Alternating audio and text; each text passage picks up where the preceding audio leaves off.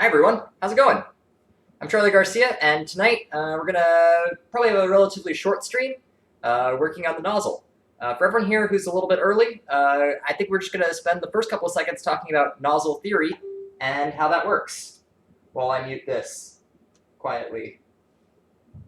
Yeah, how's it going, folks? That should have fixed the audio, not the... yeah, books. So I tried to be fancy and set up this camera over here for my copy of Rocket Propulsion Elements, but something tells me that that's not going to focus very well. So we're going to have to let me narrate some of this. We'll see. Maybe we'll be able to. Let's see here. If I steal this camera, this is the webcam that I use to run the stream. Let's see if I can get this to play nice with my book here. So we put that there, and we get this. And what if we put it up here instead?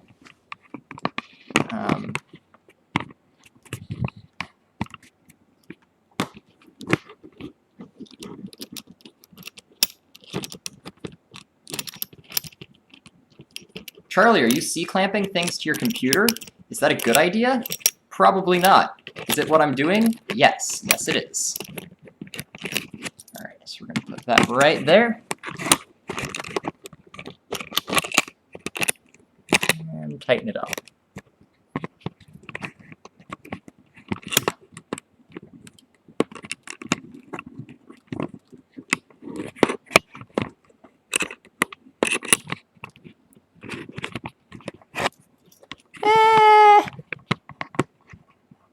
No, but this. Can I do that?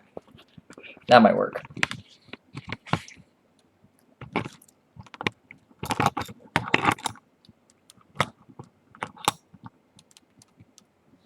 All right, let's give this a go. That's a false. All right, you know what? Never mind. We're just gonna use the camera on the computer here. So where I am, I'm in the thrust chambers section of rocket propulsion elements, right up here, combustion chamber and nozzle. That's what we're looking at.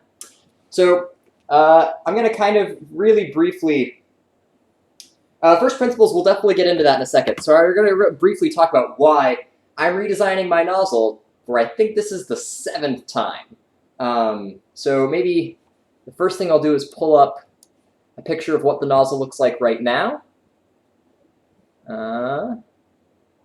Let's see. Here's this. We'll go here. We'll add a display capture.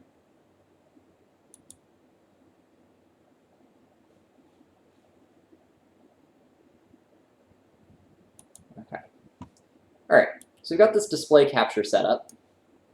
Let's see if that plays nice. Nope, maybe it needs to be a window capture. And a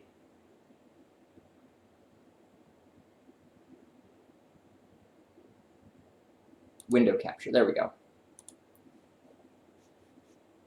And we're going to do photos. Okay. That should do it. How about that? Bring to front.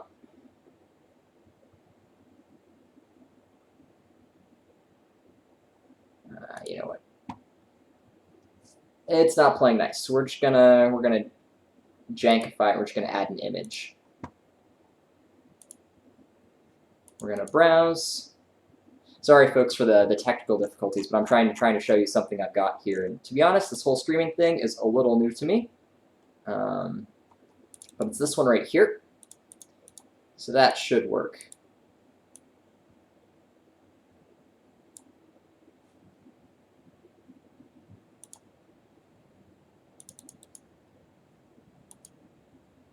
Minus that. No. Minus that. Yes. Minus that. Yes. There we go. All right. So these are the nozzles we're working with.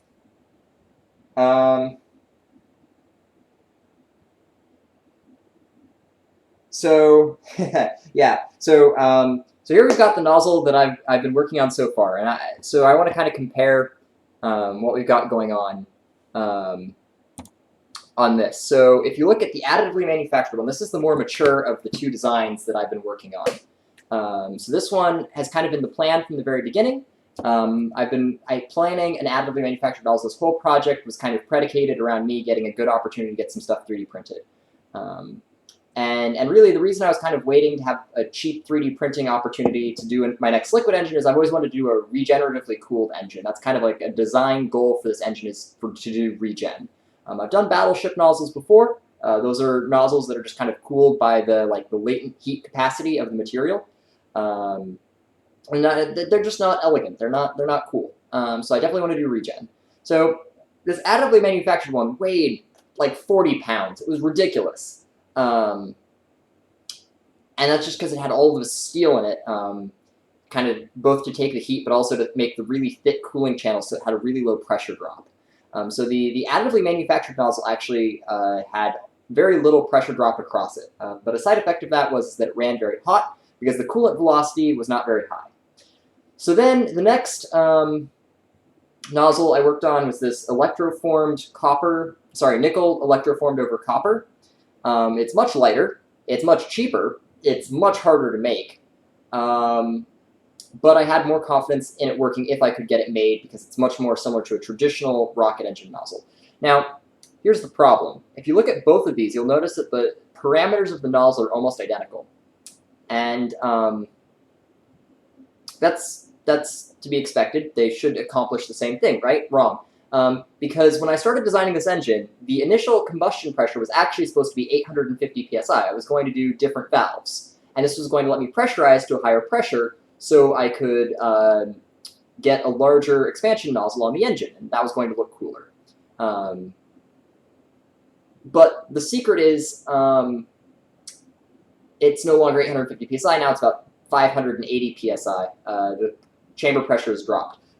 So that means that the expansion ratio, the largest part of the engine there at the bottom, is actually too large now. If I tried to run this nozzle at my test site, I would see flow separation, I would ingest a shock wave, and it would probably destroy the nozzle, or certainly not work very well. So this needs changed again.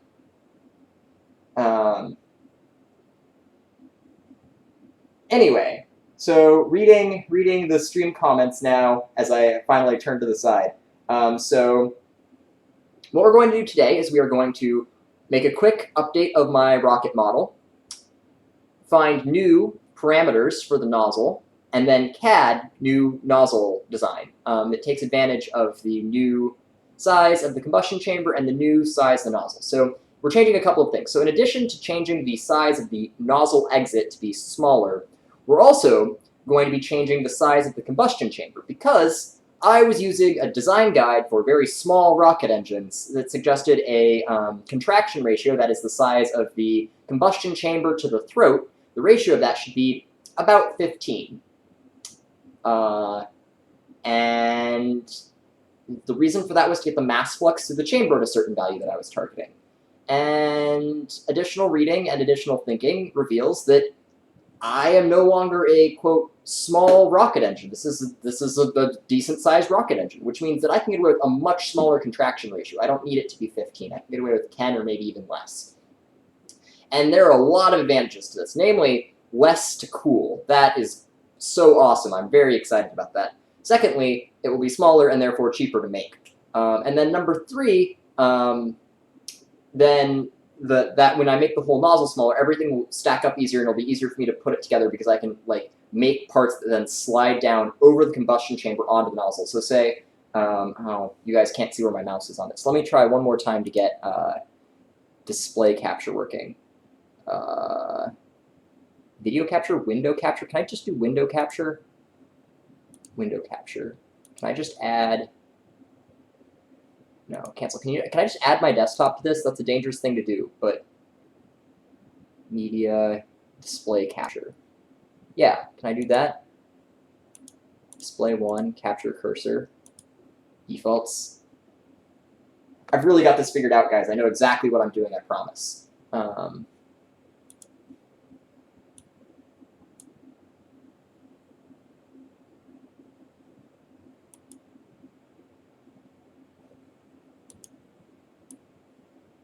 Nope. Okay, that's not working at all.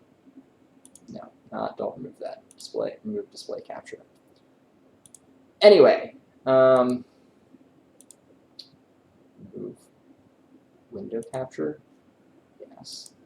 Anyway, you guys, maybe it's harder to see what I'm talking about, but the gist of what I'm getting at is that this volute. So if you look at the additively manufactured nozzle I've got up on the screen, the constant area, the constant volume revolve that exists there, that's called a volute. It's how you feed propellant into the regeneratively cool nozzle at roughly constant pressure, and that has to be additively manufactured and placed on the additive engine, and on the electroform jacket, it's actually two pieces that then has to get welded together on the engine, because you can't slide it on over the engine. It's too large of a diameter on both sides. But if we are able to make the combustion chamber smaller, then we might be able to machine it as a single piece and then lower it and then just do one weld at the base instead of having to do a bunch of welds on the chamber. So yes, that's where that is. So now nozzle theory. Let's explain briefly how a nozzle works. I'm not talking about sugar nozzles. I've done a lot of sugar motors in my life, and like, here's the takeaway on them. Sugar motors are dangerous because they let you build a rocket motor without really knowing what you're doing, and the amount of energy that's contained in one of these little devices, irregardless of the legality, irregardless of the difficulty, but the amount of energy you have in one of these like sugar motors is so high that if you don't know what you're doing, you can get really hurt. And so kind of like that low barrier to entry increases the danger level. So if you know what you're doing, there's no reason not to do sugar motors. I know a lot of people who are using sugar motors to great effect. They're cheap. The performance is crap, but they're cheap. But the problem is that if you don't know what you're doing, they're a really good way to get hurt before you realize how far in over your head you are. I know in high school, I still can't actually grow a beard. I have a spot on my face where I actually burned myself when I was doing sugar motors. One of them blew up on me. And so now if I try and grow a beard, I just have this like bald spot where it's all like, where I've like, it's like laser surgery, like laser hair removal, but rocket hair removal. Okay, so that was probably too long of a aside.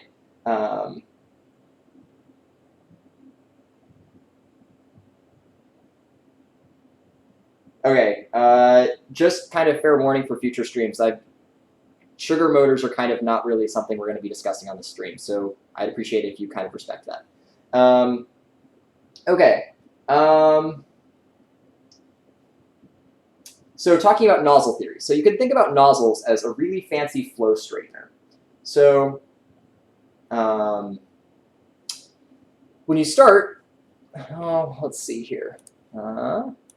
Minimize that. You know what? There will be a video on this later, so I'll gloss through this briefly. But basically, remember, temperature is a measure of the average motion of particles bouncing around inside of a fluid, and then the goal of a nozzle is to turn that random bouncing around motion into basically straight, high-velocity motion by the gas. And that is the process by which you extract momentum from the energy you put into the gas in your combustion chamber. You heat it up, and then by expanding that gas, you can speed it up and spit it out. So I hear someone is talking about how thrust is the pressure integral around the nozzle.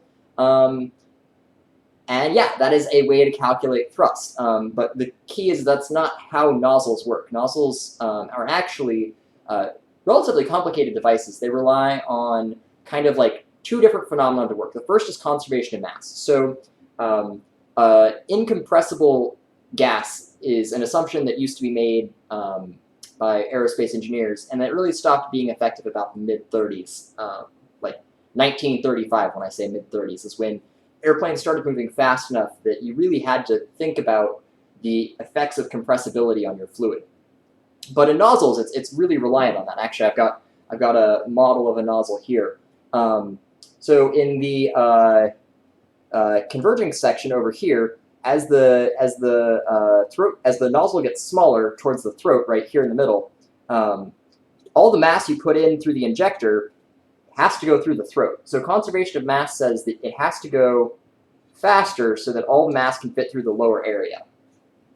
But then, once it gets to the throat, a funny thing happens. At the throat, the gas reaches its speed of sound. This is the speed of sound that information can propagate back upstream at. So once it reaches the speed of sound, the particles are not actually, you can't squeeze any more particles through the throat. It reaches a phenomenon called choked flow. It's kind of like, if you make the throat any smaller, the gas actually can't go faster through it. That's kind of like the way to think about it. The gas will reach its speed of sound and it won't accelerate any faster. So that fixes the mass flow through your nozzle. This also prevents information from propagating from downstream back upstream into the combustion chamber.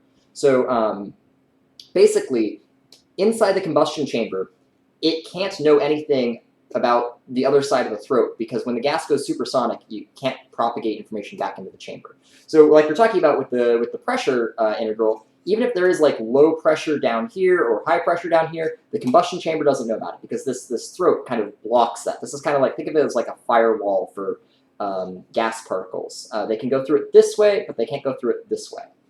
So then once it's past that, then it's into the expansion section of the engine.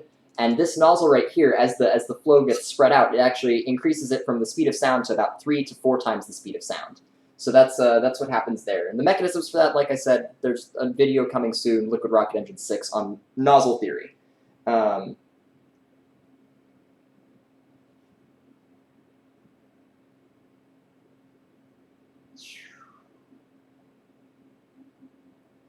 Rocket hair removal is absolutely not the future. I can say that categorically. It is actually a really painful experience, having your hair removed by rocket.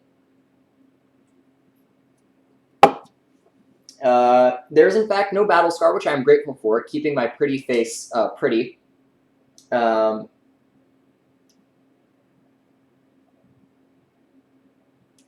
okay, so let's adventure on. We're gonna add a new PA and SolidWorks. So the first piece of software I'm gonna pull out here is a piece of software called Rocket Propulsion Analysis. Oh goodness. RPA. And we're doing live technical work. So this is going to be a recipe for mistakes. So I ask that nobody hold my mistakes against me. Ooh boy. Let's see. Photos, calculator, MSN. Can I just get my whole screen? Oh, this is so convoluted. Yes, remove that. Display. Game capture. Can I do this? Great new. All right, capture any full screen application. We'll allow that.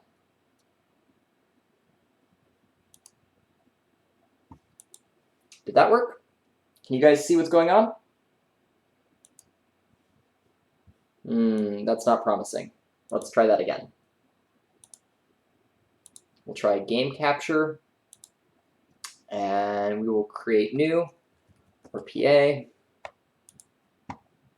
We're going to capture a specific window. We're going to try RPA. There we go.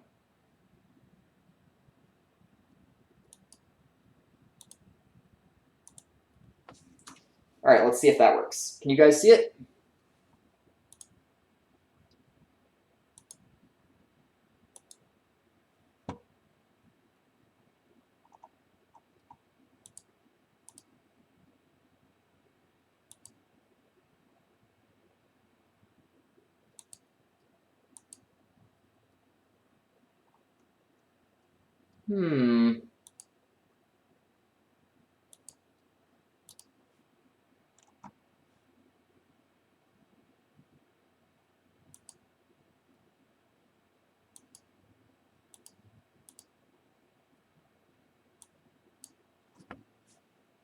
No. All right. I'm gonna keep trying here.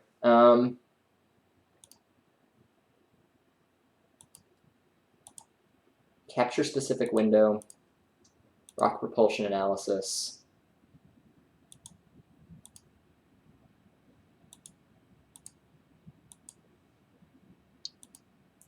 Really? Why is this? I feel like this shouldn't be hard. This is like not.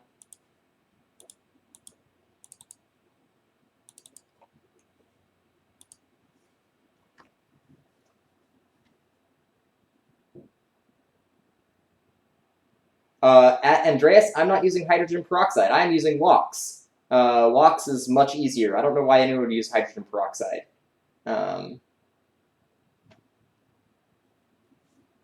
Hydrogen peroxide. I like LOX is much easier to work with. I don't mind cryos. Cryos are good by me.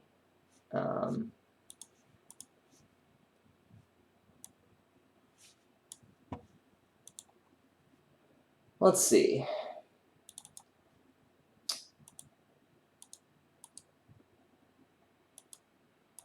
No, no, no, no. Let's try adding a display capture.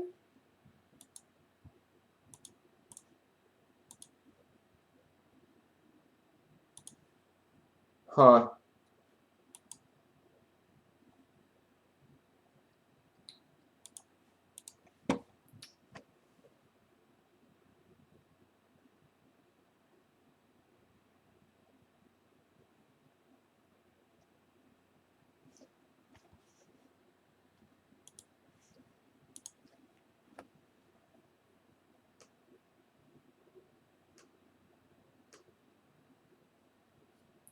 Let's see.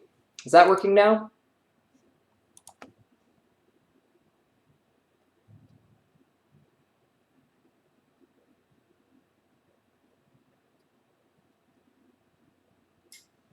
Goodness gracious.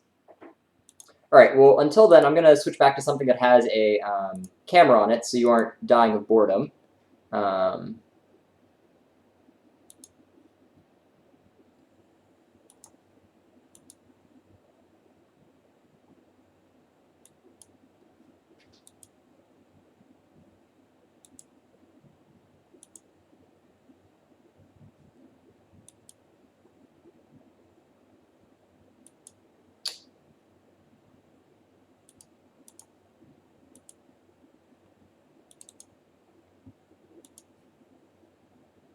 I don't understand how this is hard. This feels like this should be like way easier than like recording a game or something.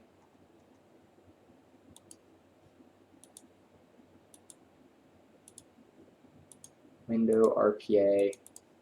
So it's locking out my screen resolution. Is this a thing that it can maybe I can make it do this, right?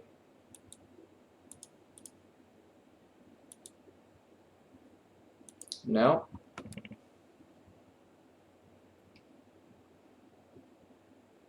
All right, new plan. I'm going to try and pull up SolidWorks and see if it can capture SolidWorks, and then we'll just do that. What could go wrong? I say as nothing has worked so far.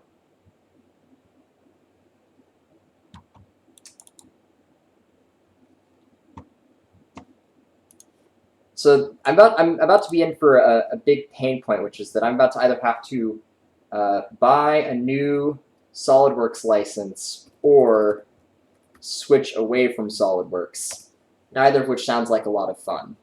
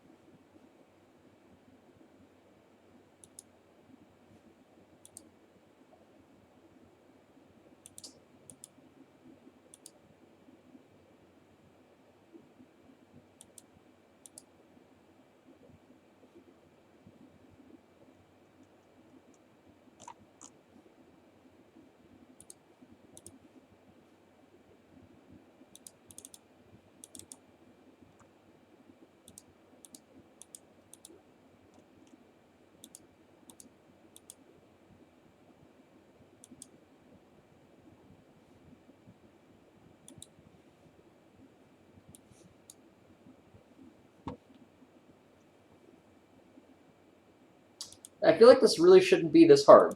Like,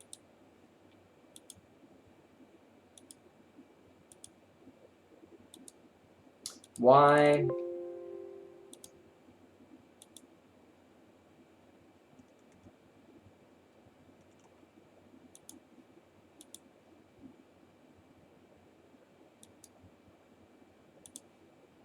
Add. Can I just add a window capture? SolidWorks. Oh, there we go. Shiny. Oh, maybe I can use the same way to do it for RPA. RPA W.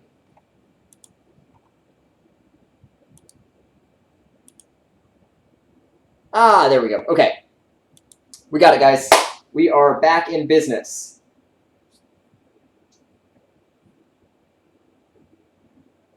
Yep, thanks, Matt Martinez. I didn't actually read your comment until after I'd seen that, but you were exactly right. Window capture is what worked. Tinkercad is exactly the wrong solution. Fusion 360 is maybe okay. It won't handle as many things as I want it to handle usually. Let's see.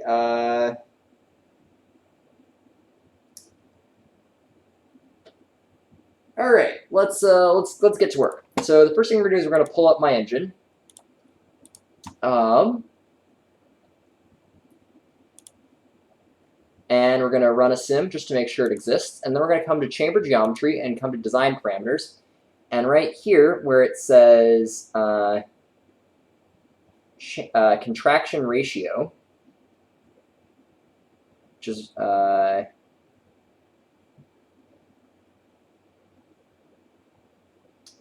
R1 to RT.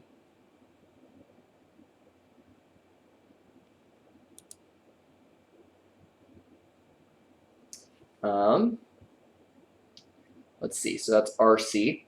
So we're looking for the radius of the chamber. I don't actually remember if I already changed this or not yet in my simulations, so I have to dig around real quick. DC, it's going to be, yep, DC 134, and DE is 155. So we're not there yet. So,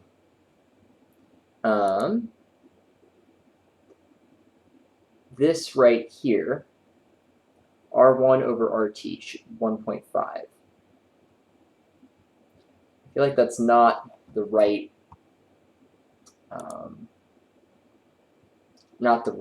answer. I feel like I have to change it somewhere else as well.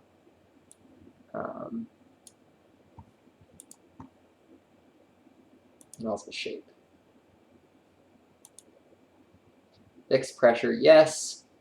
Nozzle shape and efficiency, yes, yes, yes, yes, and yes. And here we go, contraction ratio. This is what I wanted. So this is 15. We're going to try 9.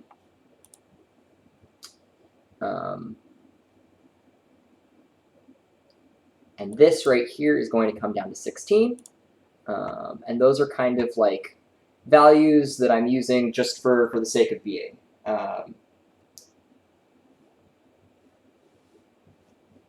All right, so we're about to run this again, and I'm just going to pull my other laptop over here so I can keep reading comments.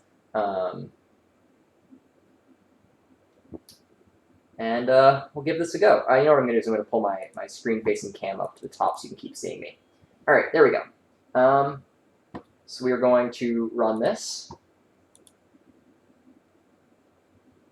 And check the chamber geometry it gives us.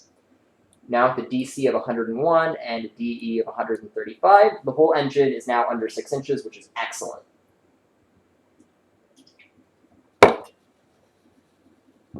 All right. So this is basically the set of parameters I need.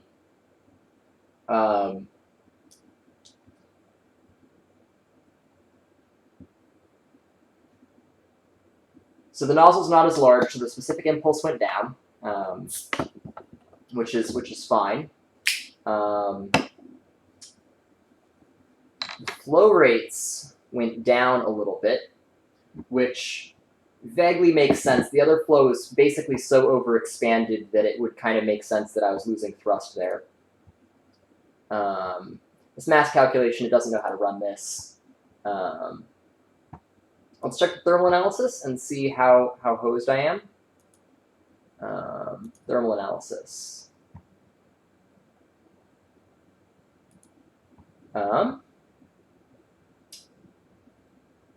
So this is the temperature wall gas. This is the temperature of the wall inner. This is the temperature of the wall on the coolant. This is the temperature of the wall with the coolant.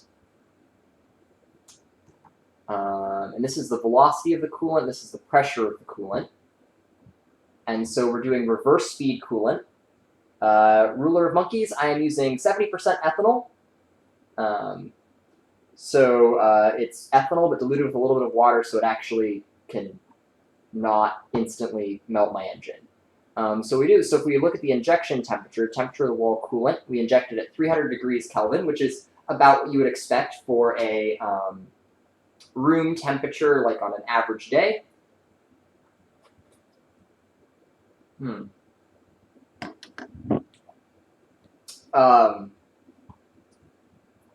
then, as it moves through the engine, it moves up the engine through the different stations. You can see the length of the nozzle here. So it moves from 325 millimeters up to 0 millimeters. You can see it heats up.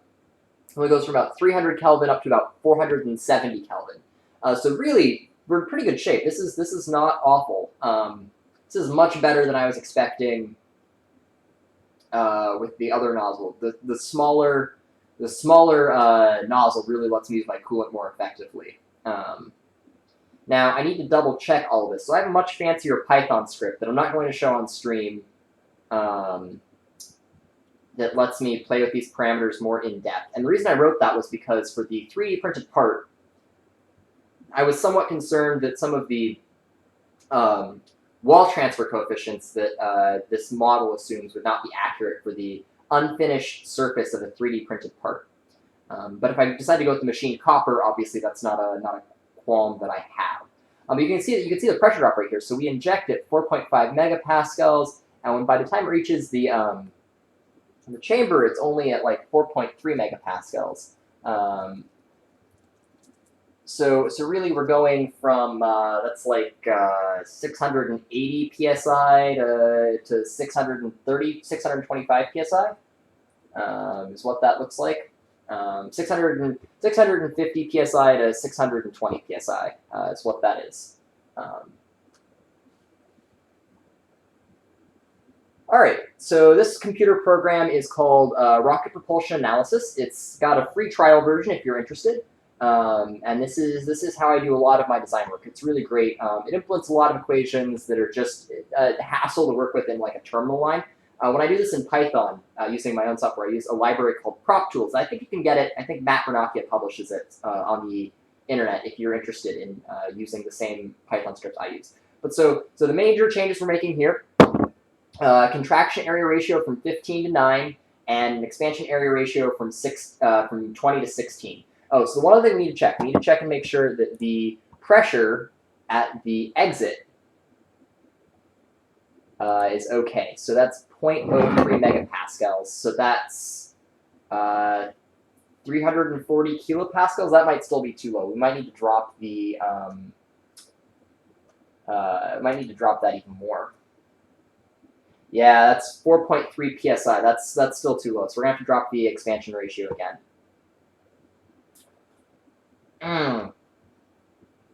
That's frustrating. I was so hoping I was going to be able to keep the chamber smaller. So we got to do this one more time. So we got to come here, and this right here needs to be like 12. And I think we can make this 8. This is cutting it close. I'm playing with fire here. So as you reduce this, your mixing efficiency decreases. So you're utilizing your propellant less effectively. But I really don't want it to look like a Frankenstein of an engine.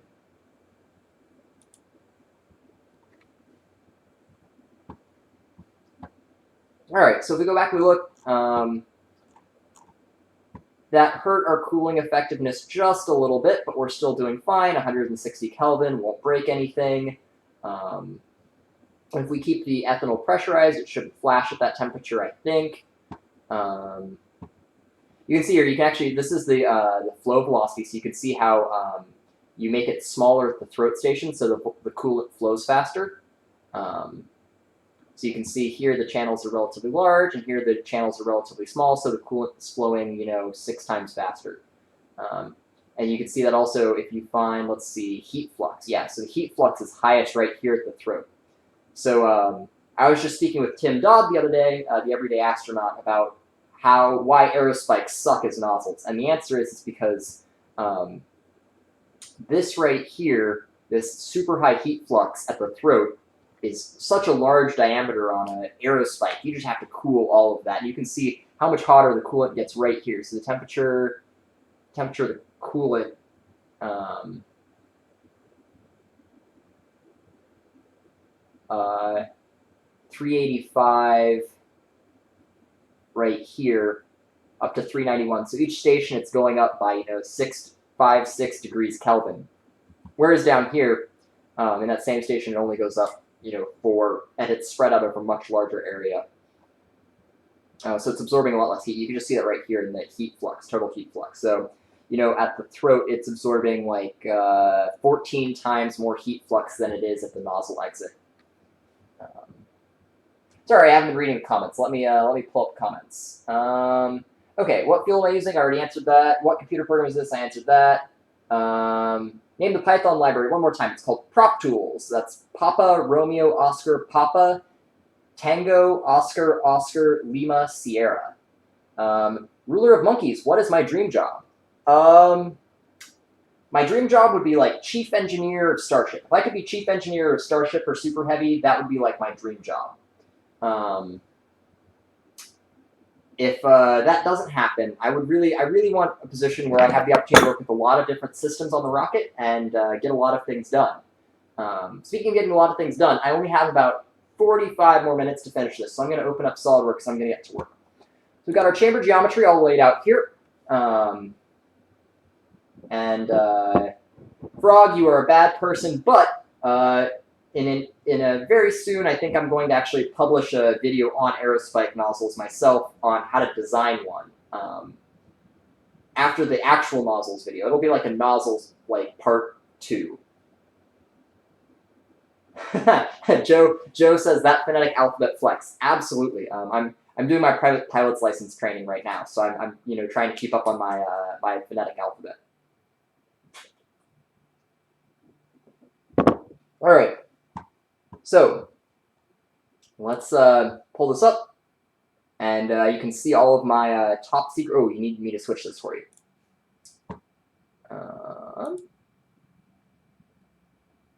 Up and up. -7. Yes. Okay. So now we've got SolidWorks up, I think. Oh, and you can't see this little mini pop window. That's convenient because it has lots of proprietary stuff on it. I wouldn't want you to accidentally see the secrets of my life.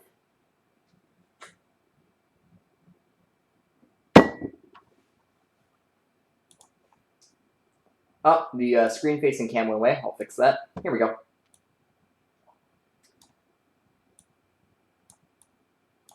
So just briefly, I've got my really snazzy 3D mouse all set up. This thing makes CAD a breeze. So let me show you what I'm talking about. Where is this? We'll see if I can show this.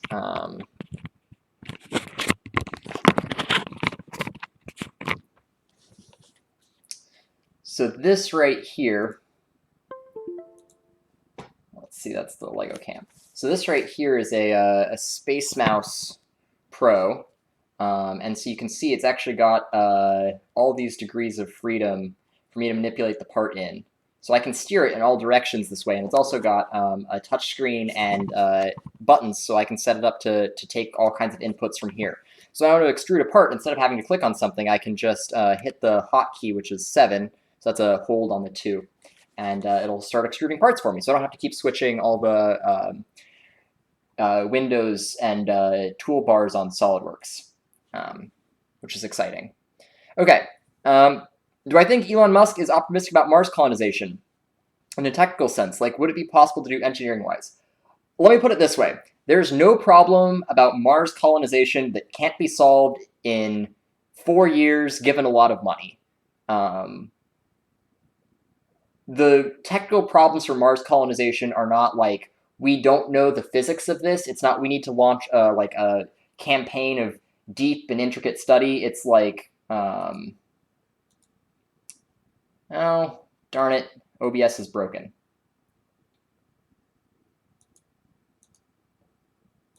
There we go. All right, we got that fixed.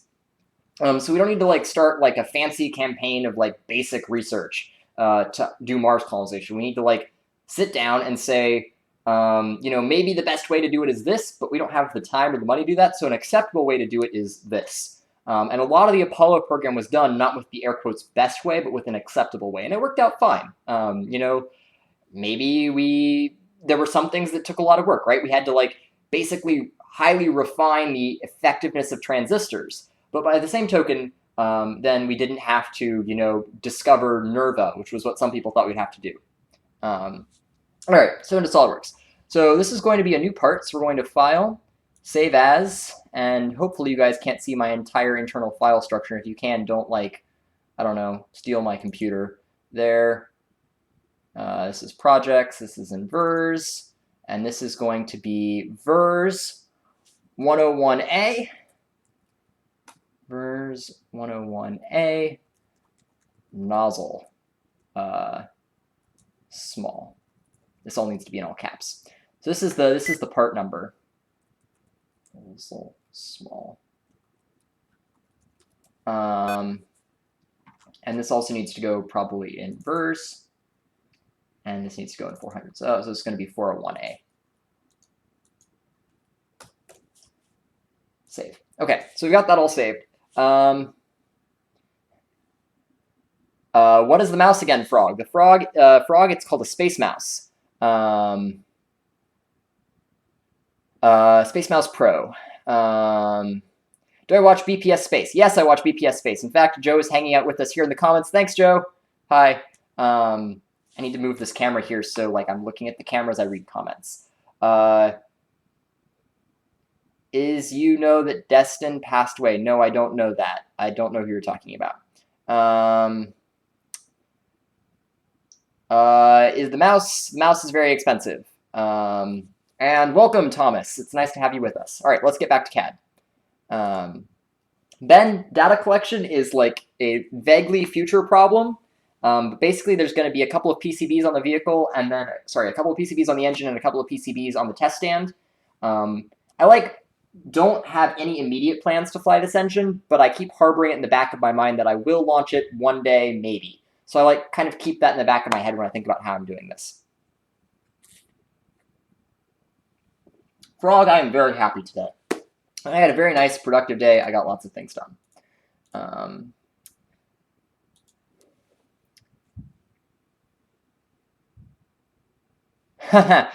Joe's killing my parachutes. Okay, well, we'll ignore that. So here we've got a drawing all set up. So the very first thing we're going to do is we're going to add a construction line. And this construction line is going to run vertically. And we're going to set it to be for construction only.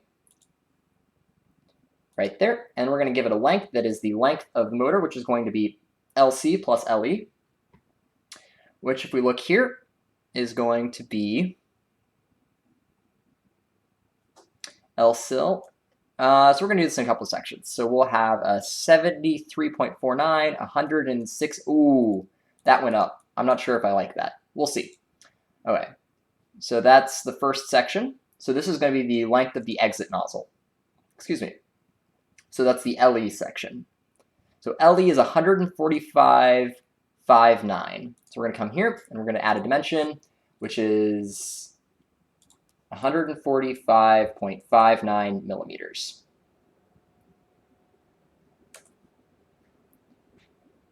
There we go.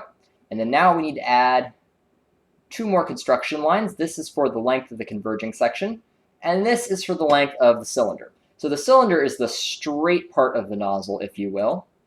And the converging section comes in, and I think I set it to come in at 30 degrees angle, so 60 degree total. So we need to now set those lengths. So those were LC is 160.09.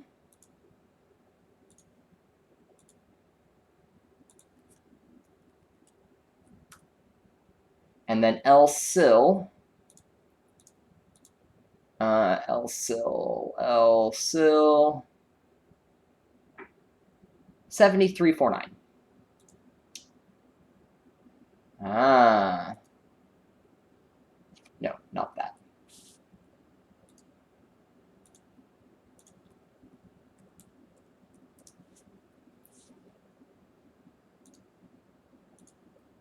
So 160.09. So we need to change that dimension to be right here to right here, which is 160.09. And then we need to come back and we need to fix this here to be, oh no, what are you doing? No, bad. I see. So we're going to fix this by doing that. Come up here. We're going to delete you. And then we've got only one. There were 2 lines there. That's why it was acting weird. So now we're going to come back. We're going to add a new line between these 2 points. And we'll make that for construction now. So one of the nifty tricks on the Space Mouse is I can set it up to only pan. So I can go top view like that. So now it's squared that up. And now I can turn off the rotation mode.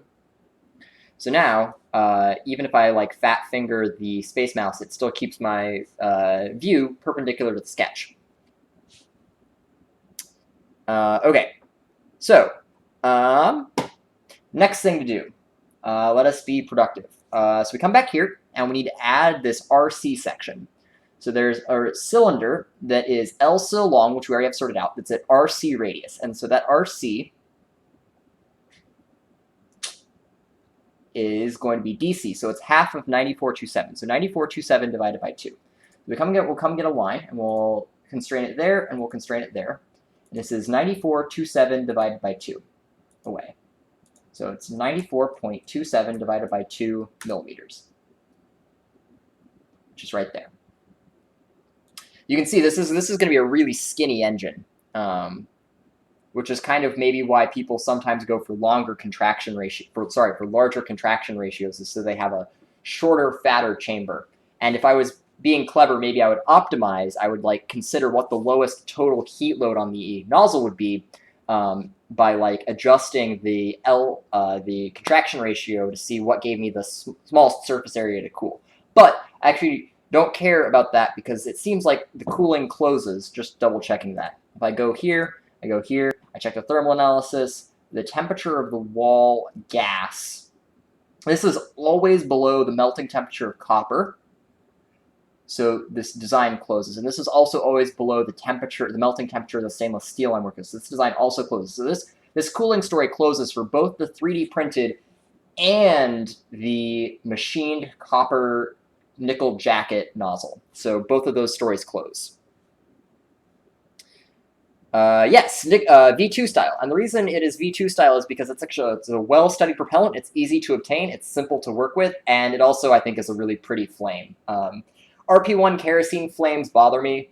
If you don't have really good combustion, all that soot covers up those pretty Mach diamonds. And I think it's fair to have Mach diamonds as a design criteria. Hi, Delta. Welcome to the stream. Glad to have you here. This is going to be a much shorter stream than previous ones. I think it's only going to be about an hour long. So we're a good way into here. So now we've got that done. We need to add the throat section. Yes, the stream is always available to be viewed later. I don't generally hide things unless I make a tremendous mistake, and then it's usually just me correcting the mistake. For example, I've been double-checking the math I presented in the first part of liquid rocket engines because a lot of people have been like, are you sure you did what you meant to do? And the answer is, yes, I did what I meant to do, but I forgot to mention as I was throwing numbers up on the whiteboard, that number was for 70% ethanol, not pure ethanol. So everyone who's linked me the NIST page for ethanol, you are right. I have lowballed the enthalpy in ethanol, but I did it for a reason. I swear I think I know what I'm doing, but it is still possible for me to make mistakes, so always call me out if it looks like I made a mistake, because I probably did, usually. Or I forgot to tell you something important. What am I drinking here? I am drinking this Blue Moon honey wheat beer. It's actually really tasty. And even better, it's space themed. Actually, one second.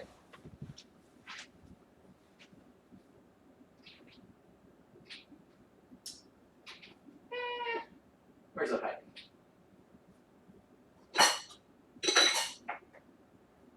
Here it is. Just yesterday, actually, I won this this mug at the Astronomy on Tap in Boston by doing trivia. So I'm thinking I may have to pour one out into it. It was a lot of fun. They had some great researchers, one from Hawaii and one from I don't remember where the other guy was from, but they gave some incredible lectures on stellar seismology and also exoplanet characterization using various methods. So it was pretty exciting. Okay, so back to the work. The throat diameter, that's dt, is 33.33 millimeters, so we need to now go and half that. So this to here, 33.33 divided by 2. Oh, this is a small nozzle. I almost feel like this is too small. Does this produce the right amount of thrust? Did I forget to tell it it needed to give me enough thrust? Performance analysis. Performance. Specific impulse by weight is 280 seconds or 254 seconds. Yeah, that's kind of expected. It takes a hit. But I want those mock diamonds.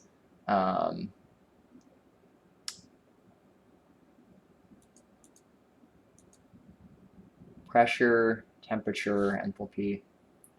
I swear one of these somewhere says thrust. Initial data. I could specify it correctly here. Engine definition, 1,200 pounds thrust. Yeah, it looks like I did.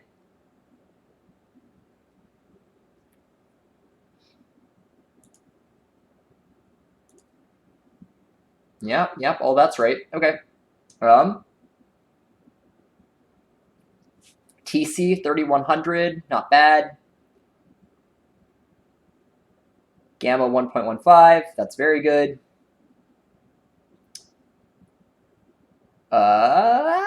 Speed of sound, relatively high. Mach number 3.15 in the exhaust, that's acceptable. 88112, that works, that checks out. Mass flux. All right, I guess this looks correct. So I guess it's just a really small chamber.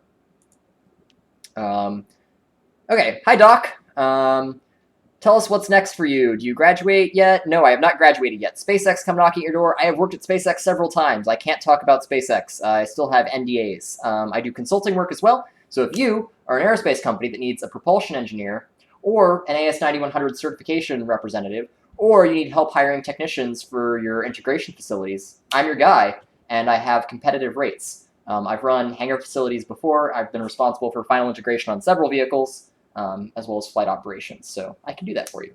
Okay, Charlie, do I have any interest in gas turbines? Yes, Ben. I feel like as an aerospace engineer, to kind of prove you've made it, you have to be able to do a couple of things, and one of those is be able to walk into a junkyard, scavenge a couple of superchargers and turbos, and put together a jet engine.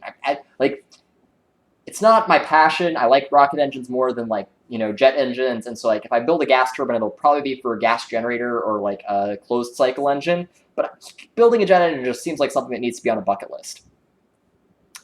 Mock diamonds is absolutely a valid design criteria, and I will fight anyone who says otherwise.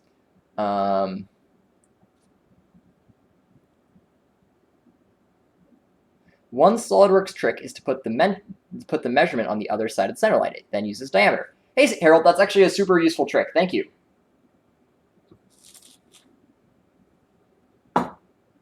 Okay.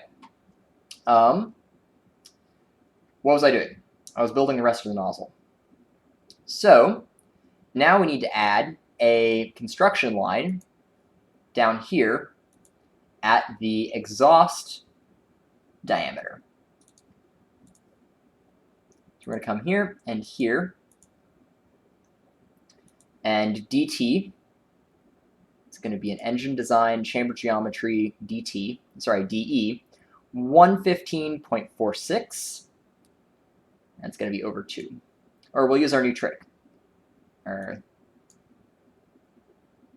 right, whatever. It's going to fight me. 115.46 divided by 2. And then we'll set this for construction. Shiny. Okay, so now, because this is a parabolic approximation of a bell nozzle, it actually doesn't end completely tangent. It ends at an angle. So now we need to go get that angle, and we need to add another construction line. So that is the TE. So if we come here and we pull TE, it's 8 degrees. So we'll come here and grab this, and we'll dimension this to be 8 degrees.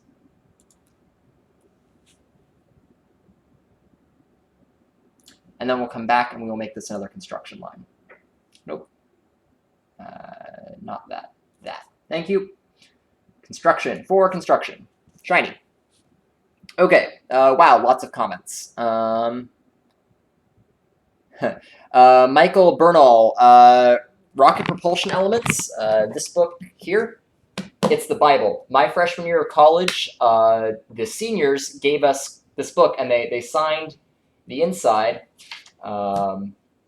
with like inscriptions for all the freshmen, which was really kind of very meaningful to me, kind of something to keep in mind.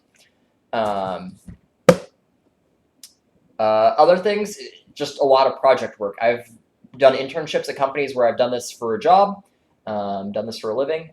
It's great.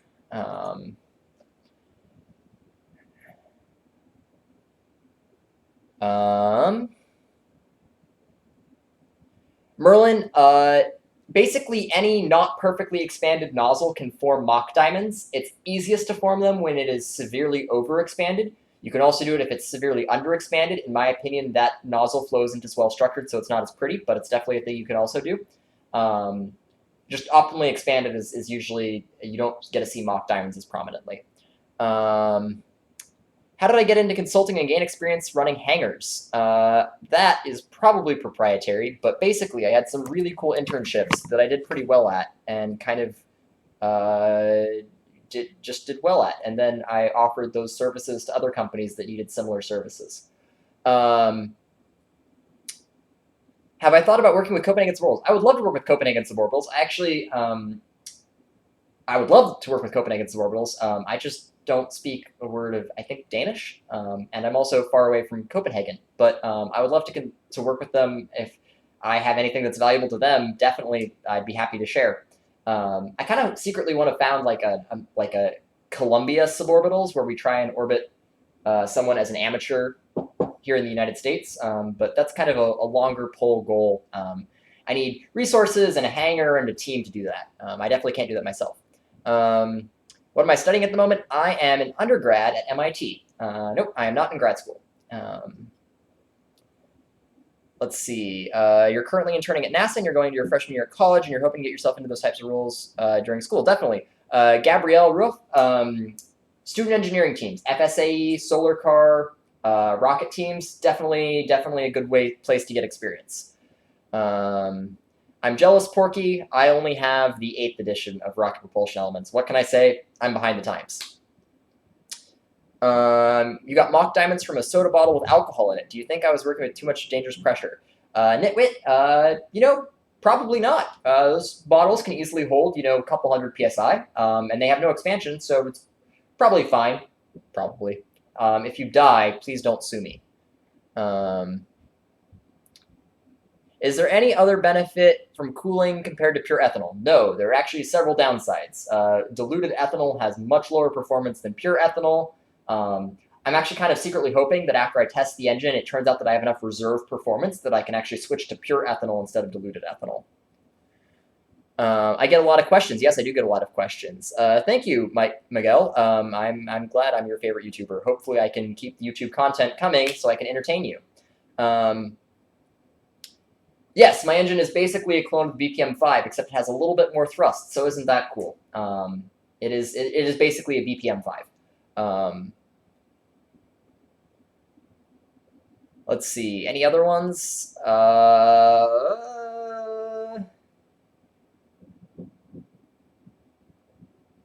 right, I think we're back to work now. So the very next thing we need to do is we need to add the this first converging section.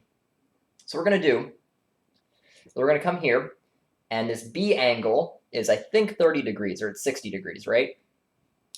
B, 30 degrees. I was right the first time. Okay, so we need to add this section right here that contracts. You guys can't see when I change windows. I'm sorry. I should stop doing that. But so we need to add this section right here. And we'll fix this later. But basically, we set this here equal to 30 degrees. Nope, 30. 30, please. Thank you. All right. So then we need to add the arc, which has a radius that's an R2 of 101.22 millimeters. So we come here, and we grab a center point arc. We set it here. We grab it here.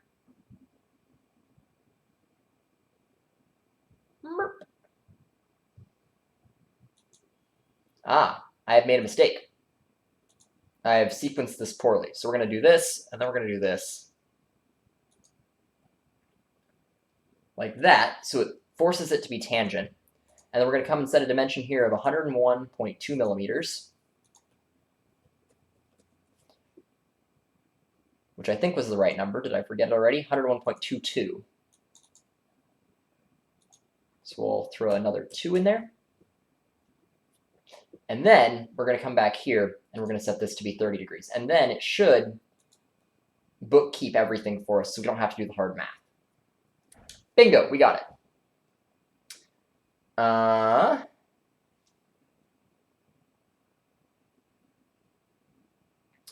You know what? I think I made a mistake. Yeah, okay, so here's the mistake. So I have LCIL as additional to this measurement right here, but it actually turns out that this 73.49 is part of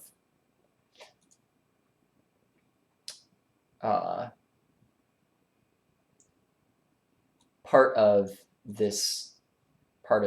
So we can just set that to 0. So we're gonna 73.49, delete. This is 73.49. And then this right here, this dimension is actually 0, which is where my mistake is.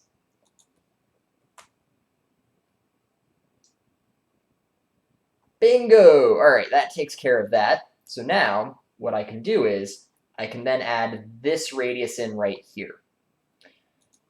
So that has an R1 of 25 millimeters. So we basically come here. We're just going to throw a line off here real quick, just so I can trim everything and get dimensions that I need. Trim, trim, trim, trim. And then we'll hide this back up here. I'll get this.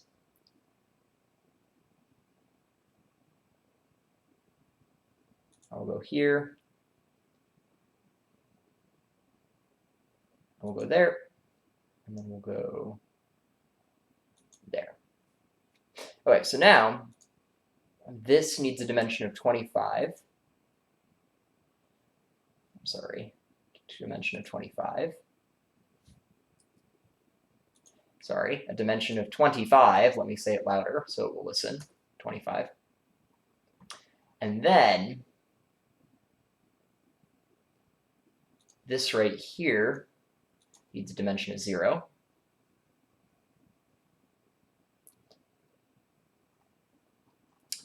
Uh-oh, it's misbehaving. And this right here needs a dimension of 0. There may be a better way to do this, but this will produce an acceptable result in the end. There we go. So now what we do is we make this tangent,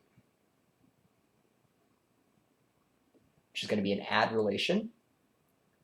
And just right here, we're going to make that tangent.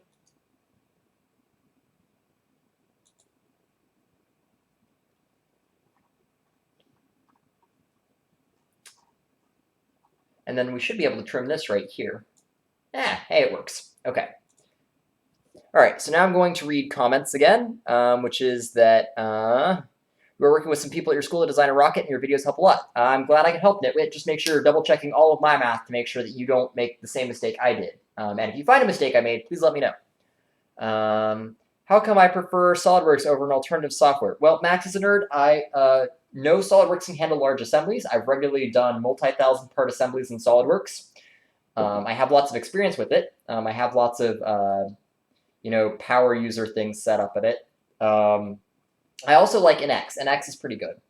CATIA is okay. I like it less than NX. I like it a lot less than SolidWorks. Creo is awful. No, thank you, Creo. Fusion is okay. I used Fusion before I came to college and got a SolidWorks license, which is what I have now with SolidWorks. But yeah, that's where I'm at now. Miguel, do I think I landed my SpaceX internships due to my rocket projects? I definitely landed my SpaceX internships due to my rocket projects.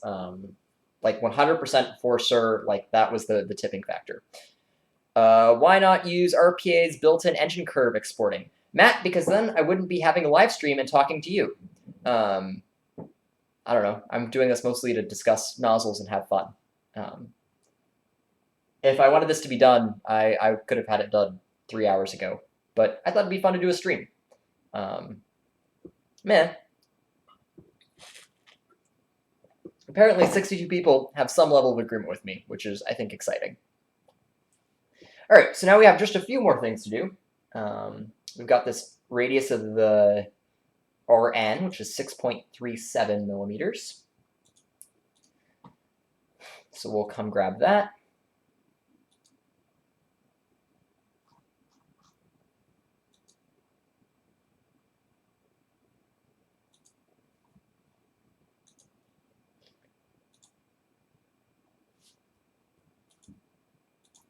.37,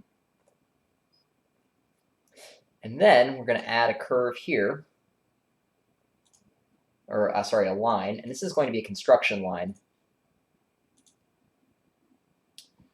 for construction, because this is actually going to get a spline in the second, which is going to be an approximation. Oh, oh no, Blender for serious CAD. That's tragic. Not that I haven't done it before. Blender was actually the first, air quotes, CAD package I learned to use. I got my start in engineering by doing modding for KSP.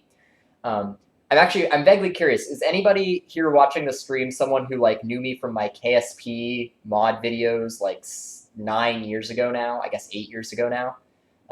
I was on the Bobcat rover development team, as well as I made the ULA parts pack mod, the submarine parts pack mod, and the Copenhagen suborbitals parts pack mod. So if you used any of those, hi, nice to see you again. It's been a while.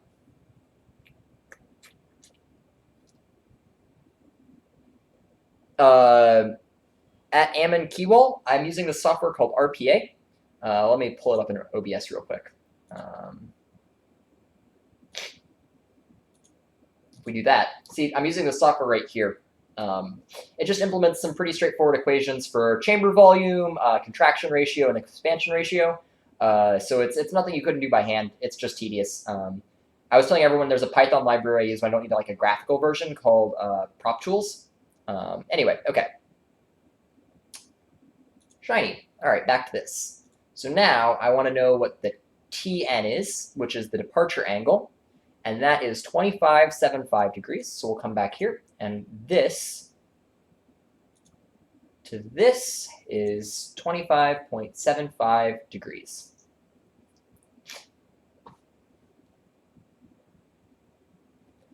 So now, between this point and this point down here, we need a line. And we need to fix that right there. And we need to fix this right here. So that way nothing like moves around on us as we do this.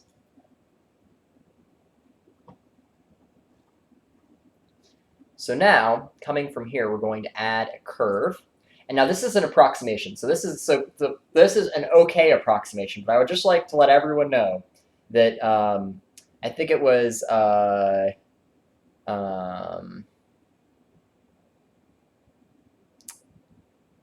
was it? Matt. Matt was right. If you're doing this for realsies, and I'm sure this novel is going through another revision, you should definitely use the export tool instead of doing what I'm about to do here. But just for the stream, so we can get something done, and I can show everyone what we've got going on, this is going to be acceptable. So we'll do that, and then we've got that there.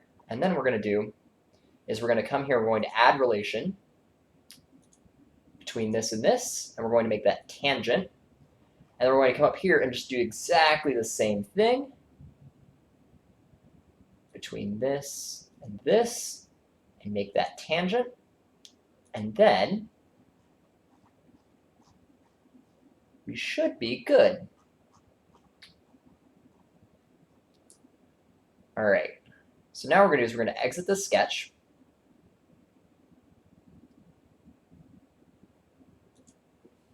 Okay, let's follow up on the comments. MS Paint number 1, no, false. GIMP, open source software only. I say as I use SolidWorks. KSP fan here, yes, yay KSP. OpenSCAD, no. No, friends don't let friends use OpenSCAD. ConCon, that's really cool. What version of KSP are you using my mods on? I think the last version I updated them for was version 0.17. But hey, that's super cool. Estelon, well, you can go back. My assets, I think, were all published under some form of open source license. So if you find them, digging back through years and years and years of forum grime, you're welcome to update my mods for whatever version 0.14, I think is what we're on now, 1.4.3, 1.3.3, something like that. But yeah, you'd be welcome to. They just should need a part module update. I think the Unity export should still be good. They don't use the old .da file structure anymore, so they're in the new .part with a CFG. Okay, let's see. SolidWorks has a parabolic line approximation. Yeah, I didn't use that. Sorry, I'm being lame. How are you planning on manufacturing the nozzle? Michael, yes, I have considered additive manufacturing. It's what kicked off this entire project. Am I going to use additive? Probably not. I have found it is much, much cheaper to use a 5-axis CNC that I have free access to, and I'll use that. Probably machining it out of copper. I'm still thinking about it. We'll see. This is what some of the CAD is for. Did I learn machining as well? Yes. I do lots of lathe work. I do lots of turning. I do lots of milling. I do welding. I have lots of digital manufacturing experience. Actually, what's going to be the way to do this? If I pull up OBS real quick, and I grab the Lego cam, you can see I've got 3 3D printers kind of in my bulwark here. This one right here is called a Hypercube. It's an open source design that I'm building. It's got a water-cooled Titan Aqua hot end. It's supposed to print super high temp things that'll get fully enclosed. The one over here is a Prusa i3 Mark III with a multi-material printer upgrade, so it can print 5 materials at once. And then the one up here is my first printer. I built this as a junior in high school. It's a Delta style printer, so it's really fast. It can do 400 millimeters a second. But it's a little under the weather right now. I killed the main electronics on it. It uses a smoothie board, and I had a poorly attached wire, and that poorly attached wire on the heat bed got hot and kind of burned out the connector, so I have to fix that. But then it'll be good to go again. It just needs a little TLC. It's actually, quite honestly, an awful design. I designed it as a junior in high school, so it's probably worth disassembling it and putting it all back together. But, I don't have time for that, so I won't. Okay. I should write a book, dude. I actually have plans to write a book on solid propellant manufacturing. The only good book I've found for how to make solid rocket-fueled motors is called Experimental Composite Propellant. It's by Terry McCreary. and it's been out of print for basically forever. So I've kind of been like thinking that I'll try and write a book about making solid rocket motors. Most of my experience is actually with solid rocket motors, but that's neither here nor there. Let's see. For a rocket engine, do you think stainless steel or copper would be best, and other materials? Nitwit, copper is good for machining. Stainless is good for additive, and we'll see which choice I use as far as manufacturing techniques. For rocket, all right. Any KSP fan who never watched the Babel Spire Mega Rocket? I've never seen the Babel Spire Mega Rocket. But let's get back to making the nozzle. So now that I've got this sketch, we're going to make a new sketch. And this is sketch 2. And we're going to put it on the same plane as this first sketch, which I think was the front plane, is the top plane.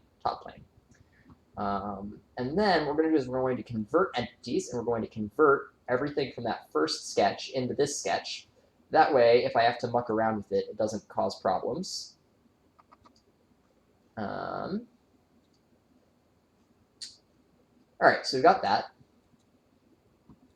And then now what we're going to do is we're going to offset this. We're going to offset it by, let me see what RPA has suggested to me. Thermal analysis. This one. H plus HC, 1, 2.5, and then a closeout of 2.5, so that's 5 millimeters. So we're going to offset this by 5 millimeters. And then we need to select the chain, which is that, and we need to reverse the dimension like that, and then make sure that's happy, and then make sure that is happy. We're willing to fix that. Okay. Miguel, what do I think of Ignition? I love Ignition. It is a really well-written history of the development of liquid rocket propellants by John Clark, and it's hilariously entertaining to boot. So if you get the chance, read Ignition. There's a free PDF on the internet. 10 of 10 would recommend.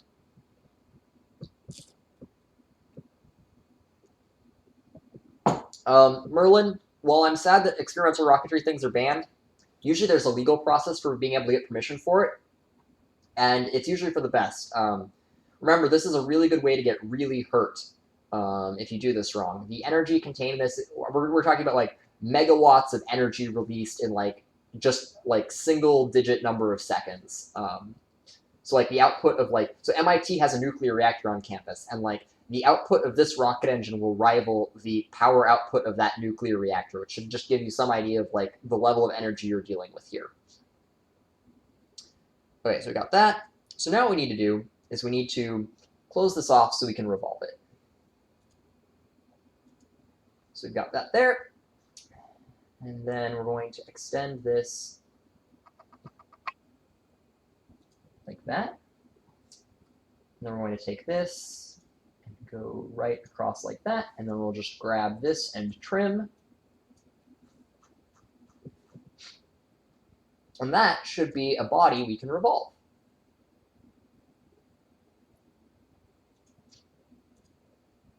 So now I should need to select an axis of revolution right there. And hey, yeah, that's a combustion chamber and a nozzle. So now we need to apply a material. So we'll make it copper. All right, so now we've got a, yeah, I think this is good.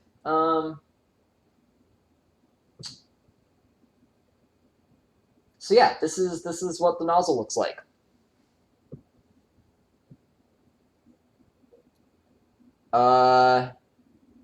Sorry, Merlin, I don't know how to help with that.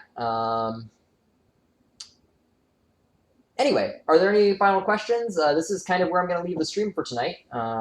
There's a video coming out. I said this last week. There's a video coming out soon, as soon as I actually figure out what I'm doing for the nozzle so I can finish making the nozzle and start finishing the nozzle video. But yeah, this is kind of where we're at. Any questions?